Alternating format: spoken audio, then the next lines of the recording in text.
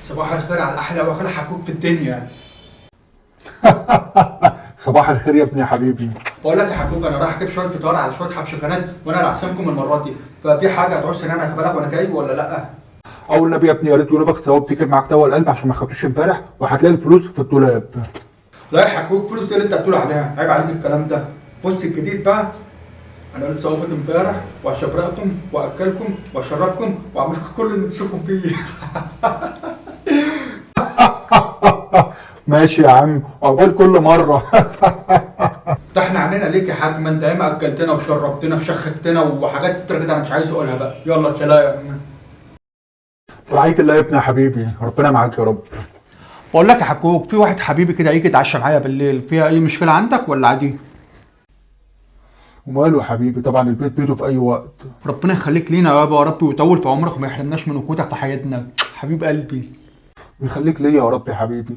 جنوبك ثواب، بس ناولني كوبايه الميه دي عشان اخد دواء. يا سلام، بس كده؟ ده احنا عنينا الاثنين لاغلى واحد في الدنيا يا حبيبي يا حاج. تسلم ايدك يا حبيبي.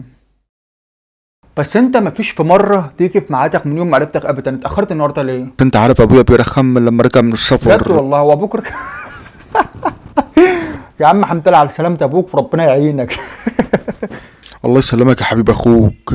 طب بقول لك ايه، انا هقوم حضر لنا كده لقمه وعشان اشرب القهوه بعدها. يلا. ايوه كده دلعني. بقول لك ايه، ابوك فين؟ ومالك لسه بتوشوش ليه كده؟ هو في الاوضه يعني، بس في حاجه ولا ايه؟ طب حلو ده. لا خير بجد، وقعت قلبي في حاجه غريبه مش طبيعيه هتحصل. لا يا حبيب اخوك ما تقلقش، بس خد الحبايه السحريه دي وهتدعيلي. يا نهار اسود، ايه اللي انت حطيته ده؟ لا يا عم خدها بس هتخليك في عالم تاني وهتدعيلي بجد. لا يا عم، انا لا عايز ابقى في عالم تاني ولا ابقى في عالم سمسم، ولا انا كده متكيف وحلو قوي. ايه يا اسطى ده؟ يا عم ورحمه امك وخلاوه ابوك خدها مني. يا عم مش هسألك، ماشي.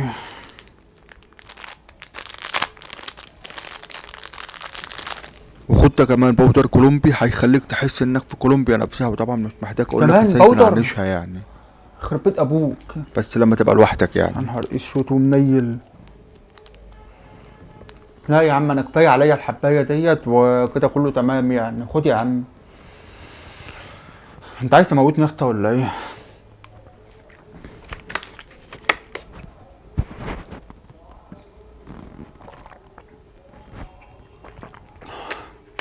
الحمد لله ما حصلش حاجه، وقعت قلبي يلا يخرب بيتك. لا اتقل بس والمفعول هيبدأ وتلاقي نفسك يمكن. في جو تاني خالص.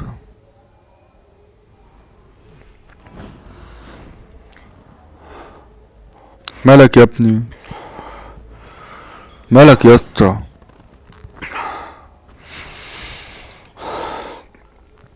بقول لك ايه، امشي انت دلوقتي وانا هبقى اكلمك بعدين. تمام يا صاحبي، وكده كده هتكلمني بنفسك فعلا.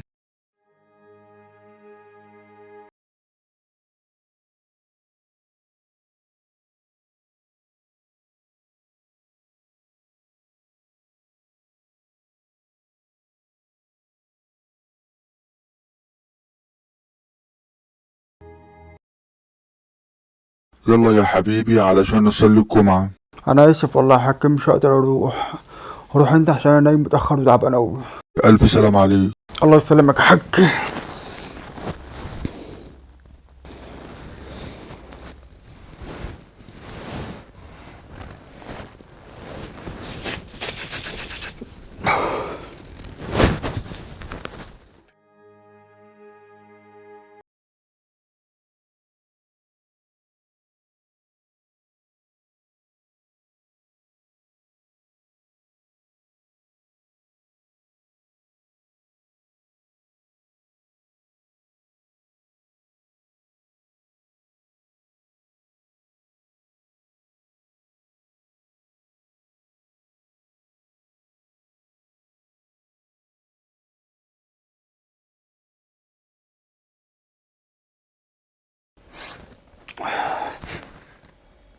يا حبيب اخوك، انا السرنجاوي.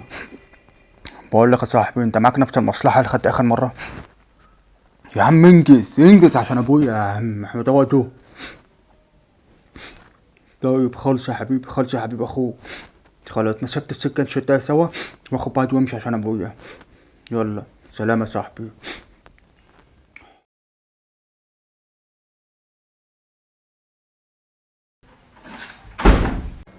محمود كنت فين يا ابني؟ قلقتني عليك. الله يخليك يابا، سيبني دلوقتي عشان مش فايق لك. طيب يا حبيبي ولا يهمك، المهم انك رجعت بالسلامه. ذنوبك ثواب، بس هات لي دواء القلب من الاوضه. ما تجيبهم انت يابا، ولا انت اتشليت يعني؟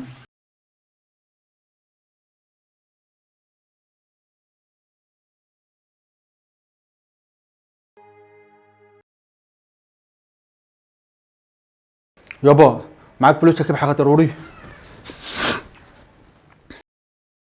صباح الخير يا ابني الاول. بلا صباح الخير بلا صباح النور، يبقى معاك فلوس؟ ما انت عارف يا حبيبي ان انا بقبض كل اخر الشهر.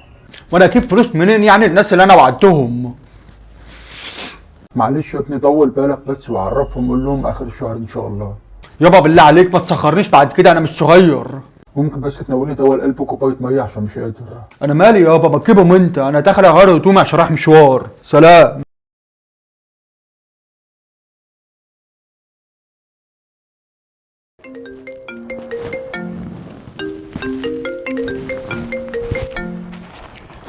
يا حبيب اخوك يا طلع انا نايم.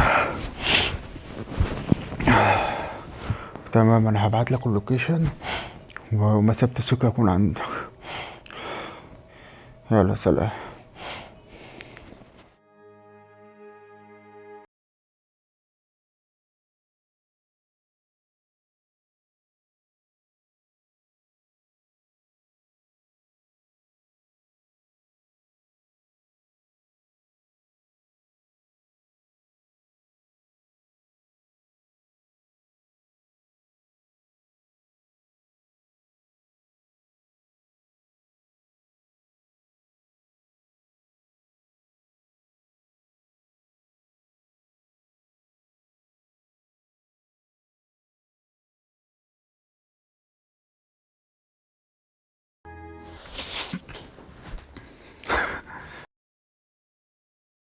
يابا احنا اخر الشهر، فين الفلوس؟